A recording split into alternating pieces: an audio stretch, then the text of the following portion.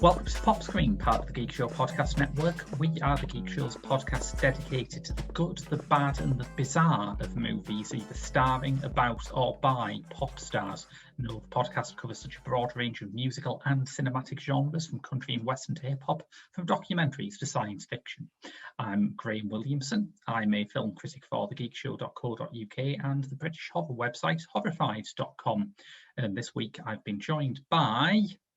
Mark Cunliffe. I'm also a writer on the Geek Show. You can also find me at We Are Cults. I've wrote some booklet essays for various Arrow films, and I'm currently got a chapter in Scarred for Life Volume 2, which looks at 1980s television. Very exciting that. I should mention my booklets a bit more because I'm very proud of them. Yeah, absolutely, you should. To mention them. But yeah, I write inlay booklets for second run. I've done them for The Fabulous Baron Munchausen, The Year, and Tomorrow I'll Wake Up and Scald Myself with Tea. All films that are as good as their titles, I would say. Absolutely, yeah, absolutely.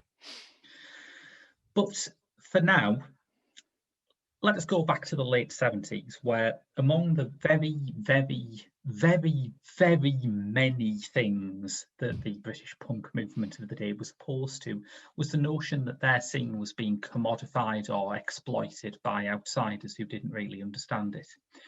As a result, there are very few fictional films about the movement. It's only really now that British punk can be put in its proper context as a backdrop to Disney's Cruella de Vil origin story.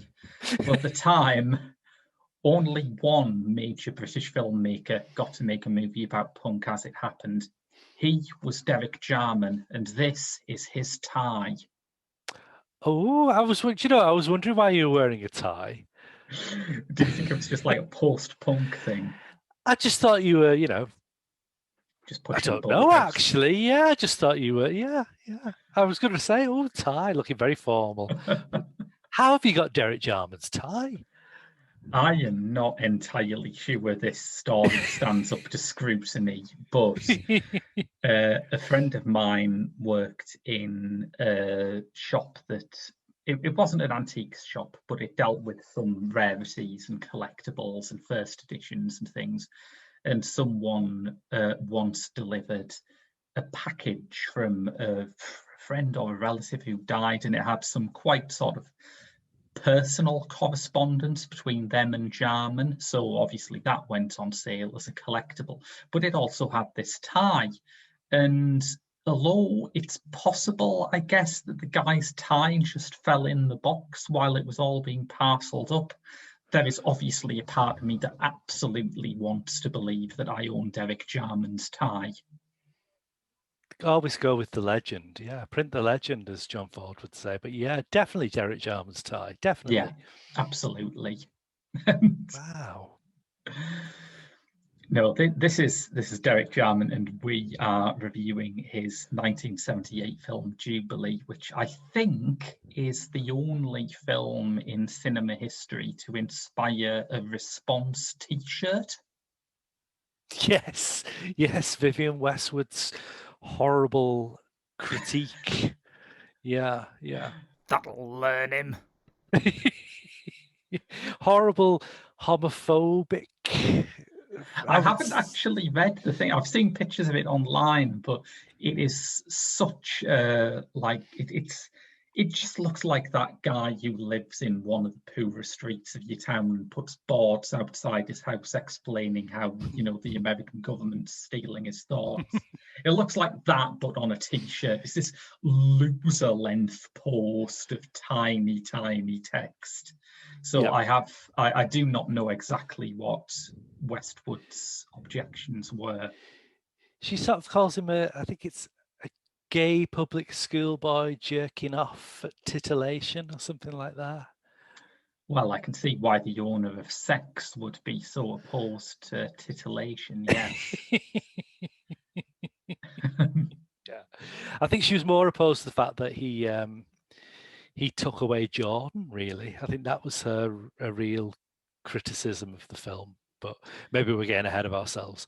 I don't think so. I think we should probably talk about Jordan because A, she was in a lot of ways the impetus for this film, and B, she is a figure who was, I think, only recently been sort of rediscovered and reappraised for her influence on British punk. Yeah, there's a very good memoir of her life that she's co-written with Cathy Unsworth that I heartily recommend anybody tracking down and having a read of. It's called Defying Gravity, which of course is a line from the film. Yes, it is. Yes, I hadn't put two and two together on that, but that's lovely. Did she like the film? Yeah, she did. Yeah, I think she's one of the few who actually always seem to like the film. There's been a sort of shifting sands of opinion, really, hasn't there? I mean, I think Adam Ant, I think, really criticised it when it came out, and then he now says that he really enjoys it. Toyah is another one who's always enjoyed it. Vivienne Westwood has now retracted that T-shirt, apparently. She printed a stupid correction. I know, you'd really think it would be more in keeping of a sort of thing to write, to just to say, I was wrong in a myriad of different letter sets, but no. But apparently, no, she did go up to somebody and say, oh yeah, I did get that wrong. And she's ensured it can't be reprinted or something. That's what I hear anyway. So she's obviously had a change of heart as well, I suppose. But no, Jordan's, well, I think her and Jarman just hit it off straight away, didn't they? And I think she's always been a very loyal keeper of the flame, really. Yeah, because part of what made Jarman vulnerable from attacks from within the punk scene is that he was not an especially big fan of it. And punk was, at this point, a movement where you absolutely had to prove your bona fides before you could even say a word about it. In many ways, it still is, I think. Yeah, probably one of the few that still is like that, isn't it? You're either punk or you're not, is that whole sort of mantra, really, isn't it? Yeah. But nobody can be quite sure what punk actually is. And I think that's where this film does so well, really, that it does just sort of skewer a lot of the pretension and hypocrisy of a movement that was, I mean, it was short-lived anyway, but it was probably in its infancy when the film was being made. Yeah, because it'll have been made during the Silver Jubilee year, which was really the moment where British punk crested. Obviously, to any of our international listeners, this will sound crazy because, of course, in America and in a lot of other countries, punk never became so big so quickly. And as a result, the American punk scene certainly lasted a very long time and produced a lot of innovative and interesting work over many decades. But part of the problem with the British charts, particularly in the late 20th century, is that we are early adopters, which is credible in some ways. But the British record buying public tends to seize on something very early. And the risk of that is that it becomes drained out very quickly. Yeah. And I think punk was really the ultimate example of that, because it's not just because the British punk scene's flagship band, the Sex Pistols, imploded so horrifically, though that's obviously a pretty good kind of symbol for what was going on. I think maybe one of the things that kind of really riled people about Jubilee, it's not just that it was critical of punk, and it's not just that it was an outsider, because in some ways punk thrived off outsiders getting angry at it. It's that what Jarman's criticisms of punk are obviously very distinct from your average tabloid leader writer, and they're a lot harder to shake off. Yeah, he sees it for what it is, really, doesn't he? He knows. I mean, I think the key indicator of it is the character of Borgia Gintz. Is that how we pronounce it? Yes. Played by Orlando. Well, what was his real name? He was Jack Jack Burkett. Jack Burkett, and he was a member of Lindsay Kemp's dance troupe, who, of course, Yes. had mentored David Bowie early in his career, and they turn up for a scene in this. It was for queer London art. Lindsay Kemp's dance company was a big nexus at a time when there were not many nexuses. Absolutely, absolutely, yeah. But I think his character, this sort of uber camp, almost Bond villain like music business Svengali. A lot of people see Malcolm McLaren in it, which might be another reason why Westwood was so against it. But I think it's a laser-like focus of Jarman to just hone in on the very thing that will end up killing the movement, which is the money men coming in and buying everything up and making it some homogenized, acceptable form of musical statements. And it's in that film. And I guess the punks at the time didn't want that. They wanted the Clockwork Orange. And what they got instead was a very cynical, a film that ended on a very cynical note that sort of said, well, you know, this is your moment, but you're on strings, really, aren't you? You're puppets on strings. You don't get to write the history of your story, and I think that's a very profound sort of message that the film has. And it's strange, really, because the Sex Pistols had already released EMI by this point, a song whose message is not, boy, we're happy to sign for EMI. I hope we make a lot of great records with this excellent company. But I suppose that's the bona fides thing. Again, Johnny Rotten could say that punk was being exploited by the money men because he was a punk. And so his statements on the scene had a moral legitimacy, but nobody wanted to hear it coming from Jarman, even though no, that's right. Jarman's early films, I mean, if you define punk as being anti-establishment and capable of ruffling feathers, he was punk. He is the punk godfather, basically, isn't he? Yeah, there's nobody more. I mean, I think Jordan has said that as well, in the sense that yes, he might be middle class, he might have a very posh accent, he might be well spoken, but you can't get more punk than Derek Jarman because he's gay at a time when to be gay was not something that many people would shout from the rooftops. It's only recently been legalized. And he was repeatedly a filmmaker who repeatedly just didn't obey any rules whatsoever. Yeah. So, I mean, how much more punk can you get, really? Completely. Yeah. I think one of the things that he's sort of taking aim at here is, and it links in with the criticism that we've been talking about, is punk's lack of historical perspective. And I suppose maybe the reason why the punks felt like their movement was never going to be exploited and never going to be co-opted is because they didn't have a sense of history. They didn't realise that this had happened to so many like avant-garde movements before them. But this starts off with that. This starts off, as any movie about punk rock should, in the court of Queen Elizabeth I, where her court astrologer, Dr. John Dee, is summoning forth Ariel, the nature spirit from Shakespeare's The Tempest, to take them forward into the 1970s. Yeah, and then people wonder why it's not punk. Why were they complaining?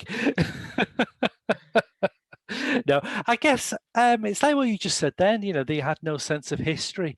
And here is a man who is showing you a sense of history straight away. I think one of the joys of the decision to, the totally surprising decision to put Queen Elizabeth I and Dr. John Dee into the mix was to sort of show you that this was a whole rich tapestry of England, which I think Jarman was always interested in exploring as a filmmaker, wasn't it? This sort of almost mythical Albion. Yeah. But studied with genuine truths rather than just constantly pandering to this myth of Arcadia or anything like that. And I kind of, it's kind of, it helps the film a lot, I think, because there's put it this way, there's a review on Letterboxd. I won't name the name because I can't remember it. It's the only reason I won't name the name. But it's a sort of review that sort of says, "Oh, am I shocking you? This is shocking, isn't it? Am I shocking you now? How about now?" Yes. And that's their view of the film, and they're entitled to it. But I don't think that is that film. I don't think that is Jubilee, because there's such a tapestry of it. It's not just shock, shock, shock, shock, shock. The shock comes for me from the fact that you can start at such a genteel point as the court of a Tudor queen, and have them sort of weaved in and out of the story.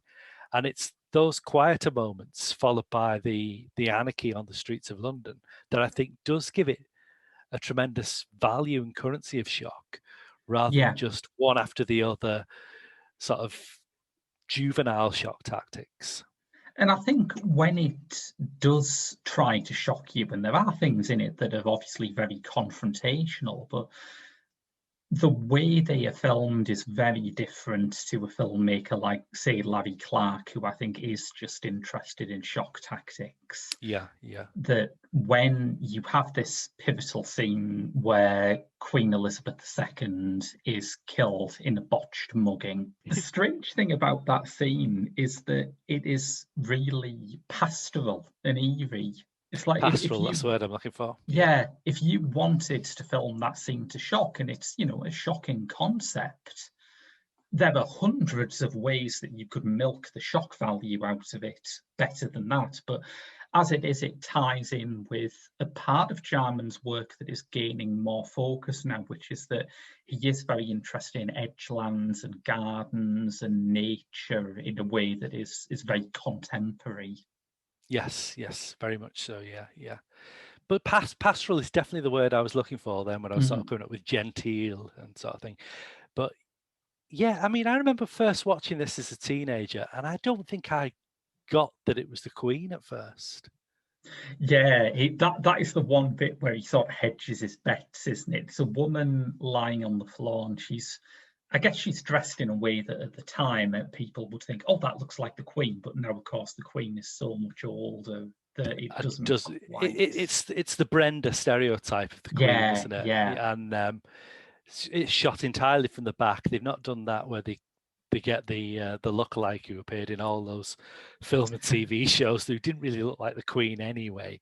Is that the one who was in the Doctor Who serial Silver Nemesis? Which has a lot of parallels with Jubilee, doesn't it? It does, yeah. It really does. Again, sort of, people from the past being transported to a present day, getting involved with skinheads. It's dialogue in iambic pentameter, whole thing's campus Christmas. Yeah, it's all there, isn't it? It is. Kevin Clark was definitely a fan of Jubilee, definitely. Yeah. But yeah, it would have been so easy and much more shocking. Surely they could have picked up one of those Queen lookalikes and made a big thing of that moment where Bodicea, played by Jenny Runnicker, kills her.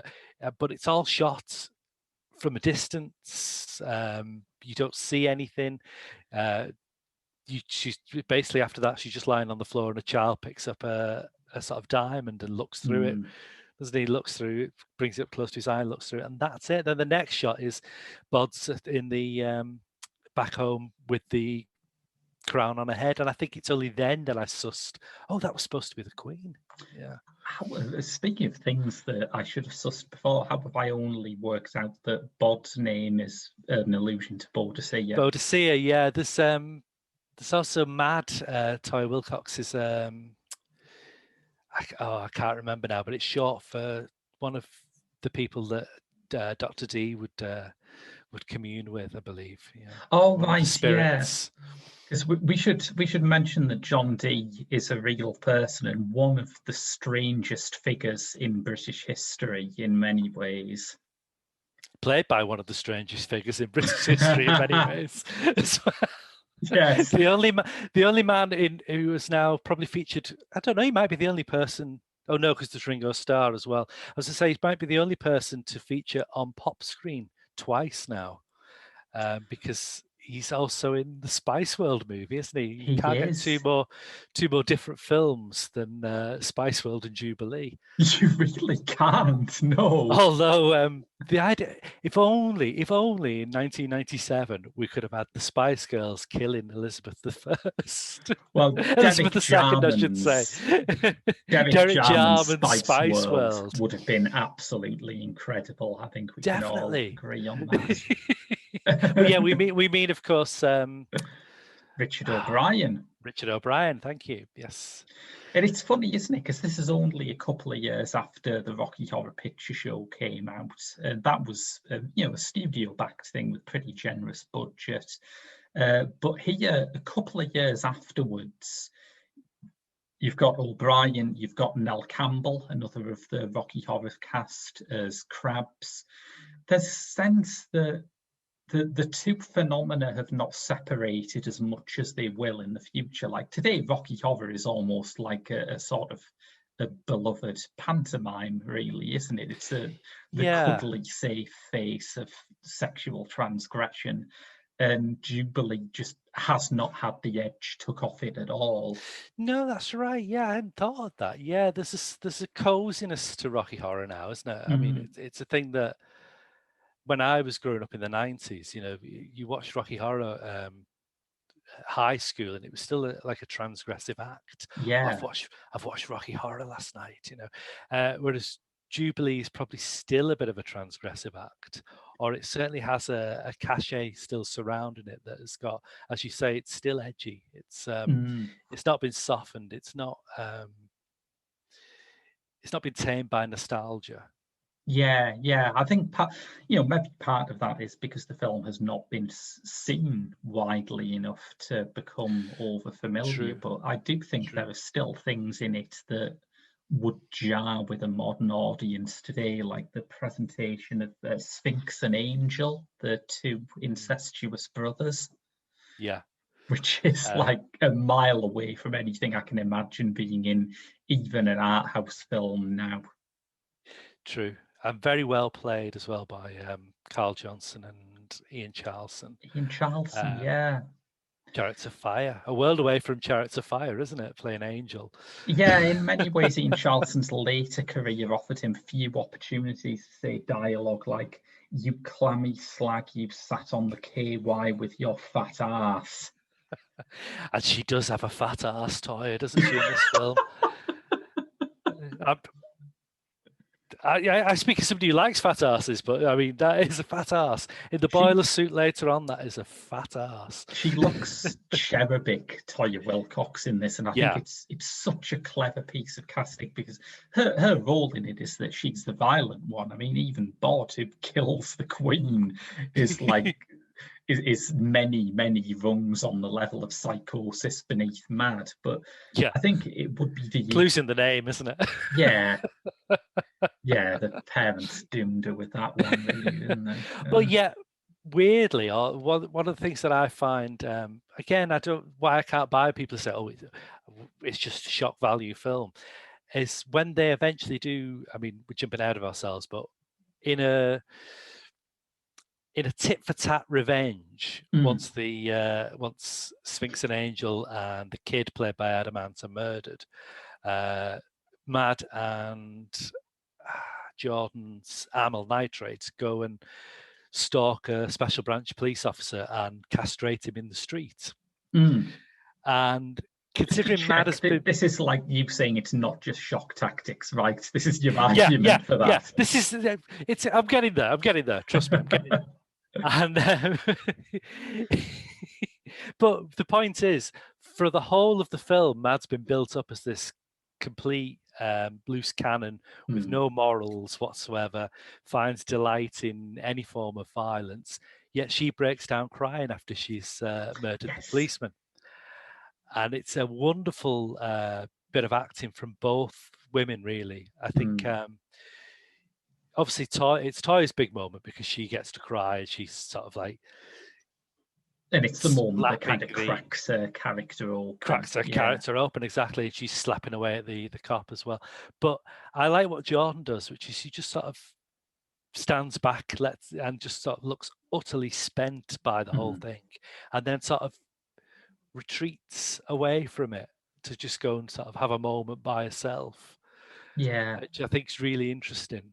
Really interesting choice. That and I think part of what this rewatch of it really sort of got through to me is that ultimately, on some level, Jarman likes these kids. He doesn't like what they're doing, but he thinks they at least deserve better. And I think that is something idealistic that animates it and makes it more than just a critique of a youth movement that was already getting a fair bit of stick. That was something that I think its detractors at the time did not understand. I think he certainly has a love-hate relationship with them.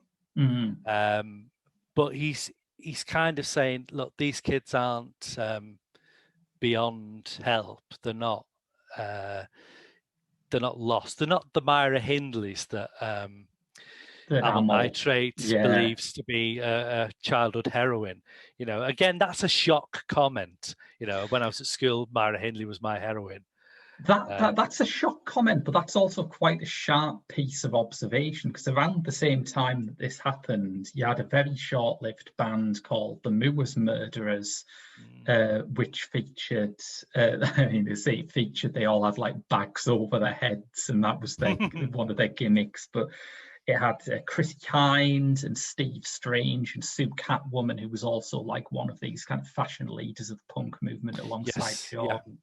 Nowadays, like as soon as you ask anyone about it, Chrissy Hynde always says, "Look, I was in the band for a month," and you think, well, they broke up after a month. It's not like you were a keyboard player in the Fall for a month. There isn't a rich musical history of this. Yeah, they try and disassociate themselves from it as if it was just. Yeah, I know what you mean. Yeah, but at the time, it was like the way that punks used to use swastikas. There was a sense of, maybe this is permissible shock tactics. Maybe this will land. It hadn't quite settled in the exact way that, nowadays, if someone wears swastika and goes around sort of saying that Myra Hindley's their hero, that they are the shining star of the Young Republicans. But back then, there was this sense that maybe there'll be a time when this lands in a different way, and maybe it's now. Maybe this does look like sort of standard épaté de bourgeoisie. Yeah, I think so. Yeah, and I think what Jarman very cleverly does with the history aspect of, again, it's that whole putting a historical perspective on something that is still just kicking and screaming, being born, really, isn't it? Yeah. Even though it only had a short life, really, before it became something else. That he sort of suggests that history has always been bloody, wretched, violent. So there's nothing that these kids are doing that is any different from other chapters in history. And again, it goes back to Amyl Nitrate's history books, isn't it, where she mentions, she talks about Hitler and says, well, what's any different to Hitler than what Napoleon did or what Hannibal did? And Churchill is this revered figure, but did he really change history for the better? Which is, the topics of conversation that we're still having to this very day, certainly about Churchill. Still such a very contemporary, topical conversation to be having. But back then, that was, you can't say that about Churchill. Although it's funny, I wonder if people are a bit more like that now, because the older audience at the time will, yes, remember Churchill's war leadership, and they'll also remember voting him out in favour of Attlee in 1945. I think this idea of Churchill as completely untouchable, the ultimate prime minister, is something that has gathered over the decades. It's the rose-tinted glasses of various opportunistic right-wing gammons, really, isn't there? Like Farage and what have you. I always say the thing about Farage and people like that is that they will vomit red, white, and blue till they're blue in the face, basically, won't they? And praise the World War II veterans, or whatever. But in a way, they rely on that generation dying out, because it's that generation that can still say, actually, that's not what we were about. That's not how we thought. We were fighting people like you, not built the welfare state as soon as we got home. Yeah, exactly. They need those people to die out in a way to make the twisted version of history more palatable, more seen as definite for population at large. That's quite a Jarman-esque point, isn't it? I mean, there's a lot that makes me wish he was still with us now, but I would love to see what someone as historically engaged as well as just politically engaged as him would make of this kind of mythical British history that exists now. He'd have gone to town on Brexit. Absolutely. Completely. It would have been fantastic film. If he had that opportunity, that would have been really something. I mean, you can see it. I mean, once Brexit happened, I heard a lot of people reference Jubilee. Really? As this, this idea of harking back to a time or celebrating a time of proper Rule Britannia tradition, while we're in the middle of what looks very much like a dystopia. I mean, the way that they shoot in East London, they find these derelict, still blitz-ravaged neighbourhoods, don't they? Yes. I mean, now it looks like set design from the Children of Men. Yeah, but absolutely. Back then, that's what people were living in back then, wasn't it? They would walk past heaps of rubble that used to be a house, hoardings and stuff like that. But it's dystopia, really, isn't it? And when we were talking about hard Brexit last year, people going, "Oh, it's going to be like Jubilee, then, isn't it?" Everybody be sort of like on the rampage and living in absolute carnage and destruction, but there'll be people trying to wave the flag about it at the same time. Yeah, and it's I think one of the things that makes Jarman's films last is that although he made these films on a shoestring budget, and he was never going to get a generous budget to make anything because he was such a subversive filmmaker, but he always manages to wring every last drop out of that budget. And things like what you're saying about finding the derelict locations is an example of him finding a shortcut to do something really visually striking that I think a filmmaker who was used to having sets built for them would just not know how to start with. Yeah, absolutely. Yeah. And I mean, now you watch it in the context that it is now, and it just looks like a classic of British science fiction, really, rather than a film about punk. It's not just one thing. It can be whatever you want to view it as, because again, the clever thing is he never really set a year, even though it's called Jubilee, and it's they're sort of suggesting that they've travelled 400 years. It's a sort of alternate reality, really, isn't it? And I think the fact that it came out in 78, so the audience know that none of this actually happened during the Silver Jubilee, gives it that kind of frisson, and also the fact that, I mean, you mentioned A Clockwork Orange earlier. Clockwork Orange is one of the films that punks in Britain really drew from and really based parts of their look and iconography from. So I think part of what Jarman's reacting to is a kind of a feedback loop. He's been given this very visually oriented, very design-oriented movement that is in many ways rooted in cinema. And he knows how to make that work again as cinema. I'm sure for all he had his quibbles with punk, he was the kind of guy who would look at a Jamie Reed poster and think, yeah, that's terrific. That's exactly what it needs to be. I mean, he loved the aesthetic, didn't he? I mean, it was the instant attraction of Jordan. In fact, I've got to read it out because I love that quote from his diary. On the first meeting of Jordan, or rather, not meeting, the first sight of Jordan, because I don't think they actually spoke on the first meeting. Right. It was, he spotted her at Victoria Station, and he's wrote in his diary, white patent boots clattering down the platform. Transparent plastic miniskirt revealing a hazy pudenda. I think they played John Peel's show later that day, didn't they? Hazy pudenda. Venus t-shirt, smudged black eye paint, covered with a flaming blonde beehive, the face that launched 1,000 tabloids, art history as makeup. Lovely. It's a beautiful description of a literal walking work of art, which she was. I mean, that's it. People who complain about the film as not being punk, can we swear on this? Oh, absolutely, yeah. Oh, they can get to fuck, can't they? Because if Jordan says it's okay, and Jordan created punk as far as I'm concerned. So if Jordan said it's okay, then and also that's fine by me. Part of the reason why I think Jordan was maybe drawn to it is because even as early as 1977, she had seen that commodifying aspect being brought to punk. She had invented this look that was so iconic that people were already putting it on postcards. She was getting stopped by tourists who wanted a photo with an authentic London punk. And, what does an authentic London punk look like? Well, it looks like Jordan.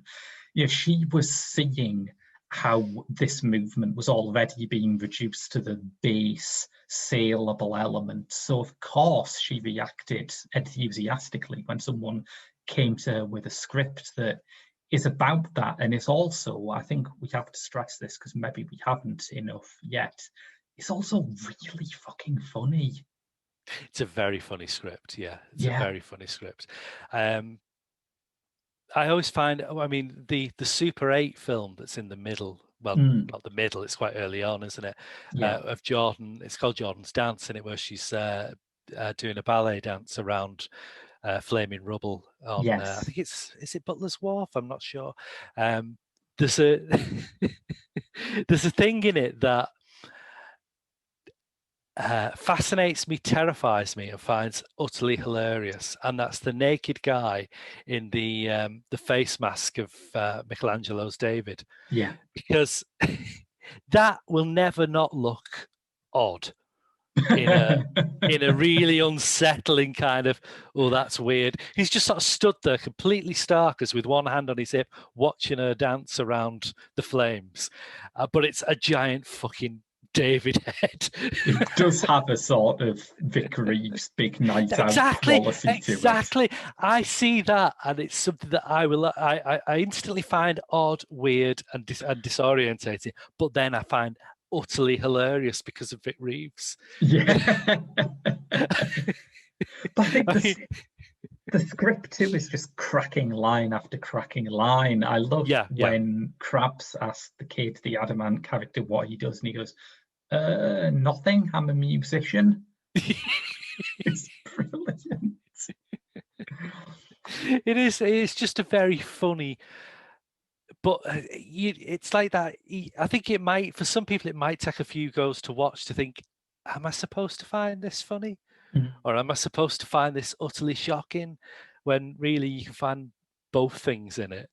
Absolutely. Yeah. And I think that's another thing that saves it from just being shock tactics, is that it is done with a sense of humor. It is done with a sense of learning too. I mean, there's so much erudition just in that opening section with Dr. John Dee and Ariel, which I think is, there's the scene where Ariel first appears and he's sort of reflecting a mirror, which is on the one hand a very cheap way to give the sense that he's arrived in a flash of light. The mirror is reflecting the sun towards the camera.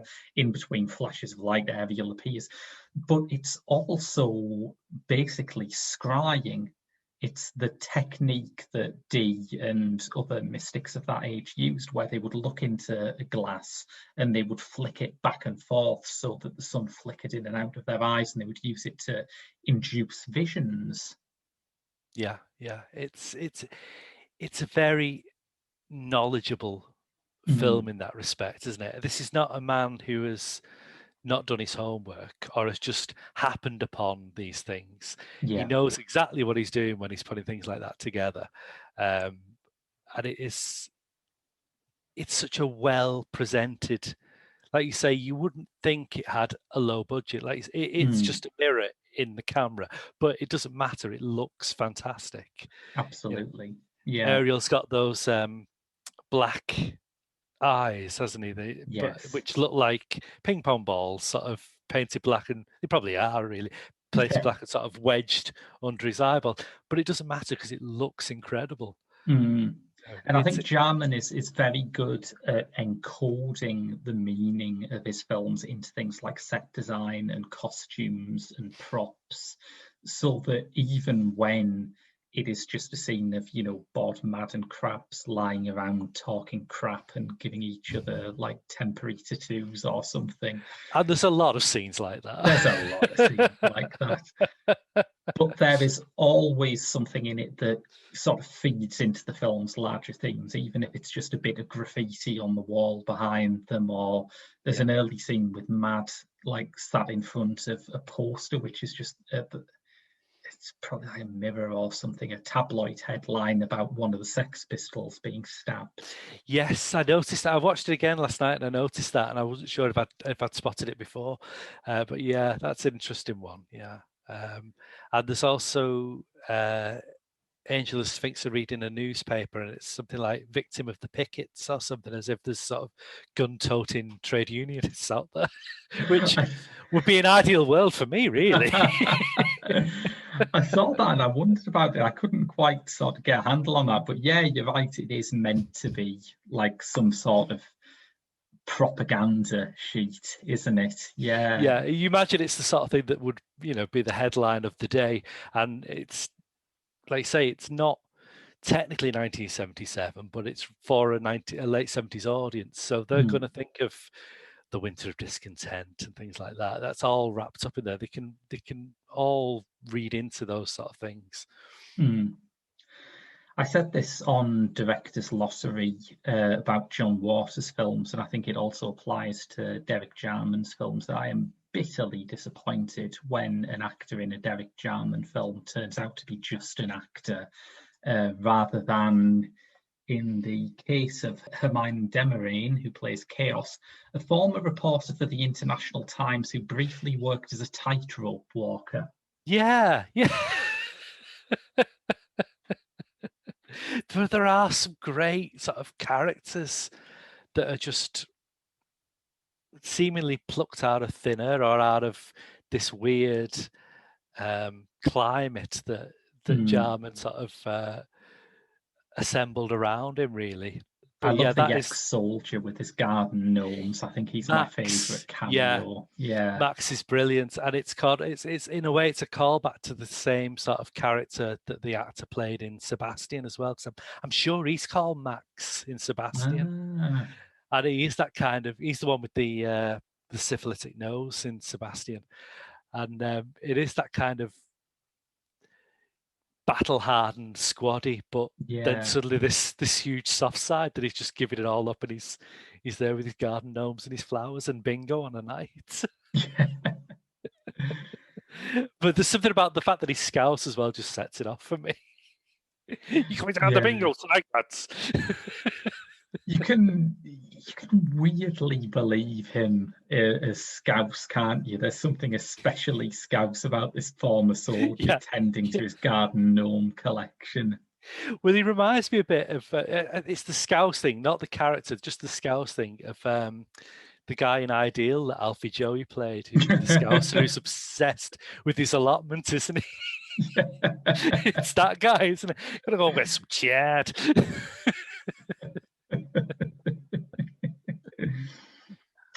We should double back a bit, though, to some of the people who are actors in this. We should talk a bit about Ian Charleson and Karl Johnson, because in many ways their later careers diverged pretty radically. Johnson has had a very prolific acting career, but for the purposes of this show, he's mostly interesting in that he remained very, very loyal to Jarman and appeared in a lot more of his films. Whereas Charleson, I think, had to decry this or something, didn't he? I imagine he did, yeah, to sort of the way his career was going. I imagine there is a bit of that. Yeah, well, I did that because I needed the money, or I did that because I mean, I don't know the full details, but I imagine so. Yeah. Whereas, as you say, Johnson remained incredibly loyal. Got the lead role in Wittgenstein, which I think is a fantastic performance from him. He's one of my favourite actors, really. Karl Johnson and he's very good in this. Well, they both are. And that's another problem with the film as well, because when people sort of say, "Oh, it's very juvenile. They're very pretentious acting. They're non-actors." It's like, have you seen the cast? They're not non-actors at all. I was unaware that Jenny Runacre was an amateur. It's like, what the hell? It's like, all right, it's Toyah Wilcox's possibly her first big movie, but and yes, Jordan's not an actress, but I mean, Ian Charleson, Karl Johnson. Linda Spurrier, is it Spurrier? Is that how you pronounce her surname? She's so great in this movie. She's brilliant in it, absolutely brilliant. Scenes with those three in bed, there's just something, and again, it defies expectation, because you're here to watch a punk film, and there's three very softly spoken people basically having sex in bed.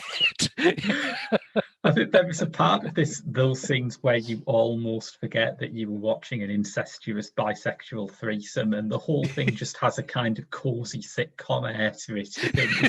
Especially when they then plod off down to Max's house to look at his plants and arrange a game of bingo. The Good Life, yeah.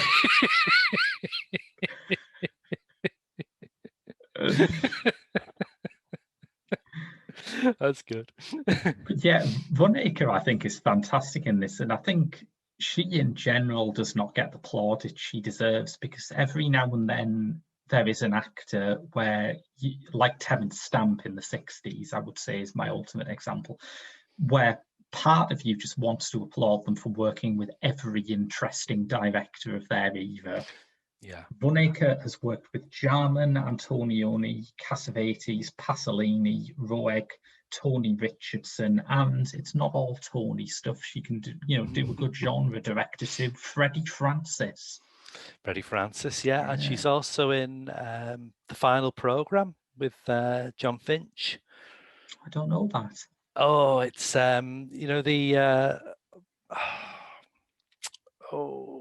people will be screaming now listening to this or watching this. It's a guy who used to direct a lot of the Avengers, and it's based on, is it Michael Moorcock or Michael Morrock? I can never pronounce that guy's name. I also cannot pronounce it, but I know exactly who you're referring to.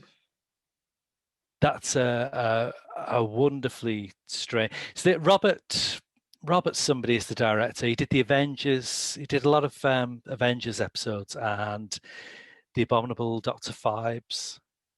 Right. Oh, yeah, there it is on her CV. Robert. Oh boy, we were having some pronunciation problems before. Is it difficult? It's Robert Fuest, F-U-E-S-T. Yeah, Fust. I think, I'm not sure. I take a running jump at it as well. Robert Fust, I call it. But yeah, that is a really strange, interesting film. But the character, I can't remember the name of the character, but he's sort of like this Jerry Cornelius. This kind of weird hippie LSD taking James Bond. And he's open source, isn't he, Jerry Cornelius? Moorcock is very famous for allowing other authors to create Jerry Cornelius stories. Yeah, in whatever way they wish. Yeah. But she's very good in that film as well, and she looks stunning. The costume design and that, and this is a woman who can wear a costume. Oh yeah. And she just looks incredible in it. Yeah.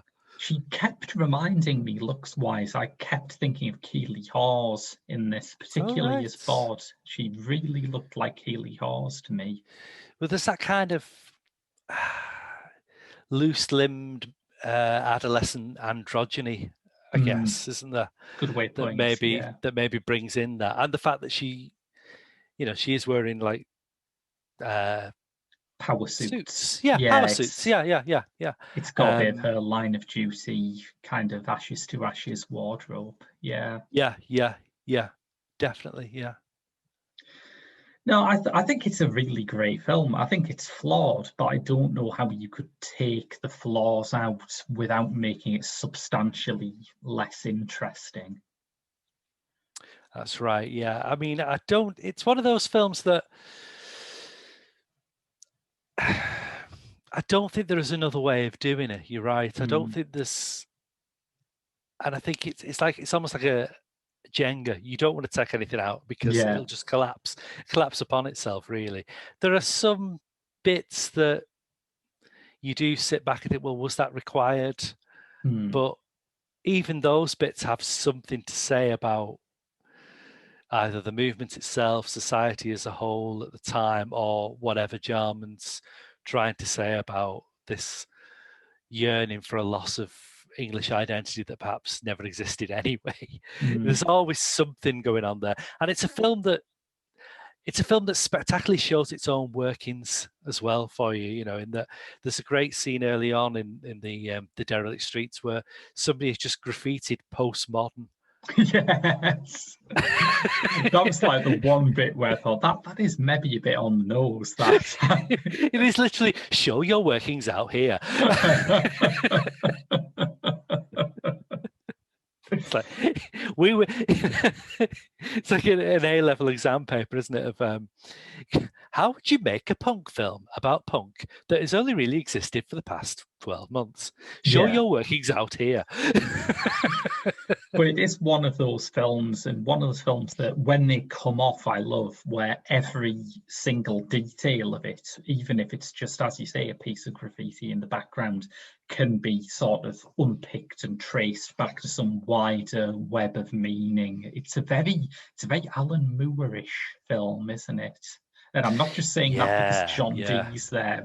The whole structuring and attitude of it feels very League of Extraordinary Gentlemen. Do you know, it's weird you should say that, because when I watched it again last night, I thought, why has nobody adapted this as a graphic novel? Yeah. Because that would be a really interesting, it would give it that extra life to sort of make it a bit more accessible to the viewing public, really. And it might, I mean, it is a cult, there's no mistaking it's a cult, but it could be an even bigger cult film if it has a bit more of an extra life to it. And if somebody was to sort of make it a graphic novel, I think that would give it a bit more diversity. It would put it in audience. a medium where I think people are used to reading stories that way, partly because with a graphic novel you can just sort of pore over it and just go deep into it and look up every single detail in it. And in a film, obviously, you're limited because it has to move at the speed of a projector. But I think that there is just something in Jarman's precise aesthetics and the way that he likes to layer meanings into every single aspect of the mise-en-scène that, you're right, it does feel very graphic novel like. It probably influenced some graphic novelists. Like I could imagine that you would see a direct line from this to Tank Girl, perhaps. Oh yeah. I'd be amazed if Moore wasn't a fan. I mean, you can't expect him to stay away from a film where Dr. John Dee's a supporting character. No. That's true. Yeah. But yes, no, I think that's covered it. It's like I say, it's a film I heartily recommend, and even if you find it deeply annoying, it's a productive and interesting form of annoyance. Yeah, even if you find it deeply annoying, it's that's probably done its job then, hasn't it? Because it is punk at the end of the day. It's never going to be something that you're going to sit down and find a cozy viewing. Even if you love it, it's deliberately astringent, abrasive, all those AS words, it's deliberately so. I mean, I think if it's annoying you, it's done its job, basically. Absolutely. So, on that annoying note, that's been your lot from Pop Screen for another week. As always, if you subscribe to our Patreon at www.patreon.com/The Geek Show, you will get a monthly bonus episode as well as our other movie podcast, Director's Lottery. Or if you want, you can just sort of give us a rating on iTunes, share us around, because, the simple things are also a bigger help than you might think. But until then, when we're back next week with something new. I'm Graham. I am the ghost of Derek Jarman's time. And No, sorry. I am Mark Cunliffe. we'll see you all next week. Bye.